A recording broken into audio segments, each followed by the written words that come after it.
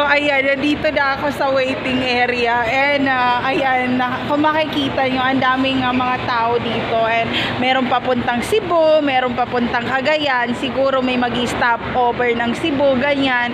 So ngayon, meron akong pa-idea na ginawa kasi nilaminate ko yung copy ng ng aking ticket. Kasi sabi ko dapat merong backup, hindi pwedeng laging isa lang, dapat mayroong backup, ganyan. Tapos tumawa sila sa akin. So, kasi ginanito ko siya, paano lang na idea para malaman nyo. So ayan,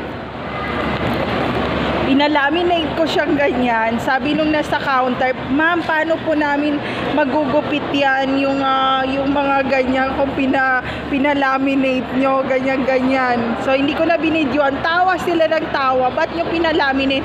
Kasi in case na may mangyari sa barko, lalanguin natin to, hindi natin to iiwan. So walang iwanan dito hanggang sa magkaubusan tayo. So ayun.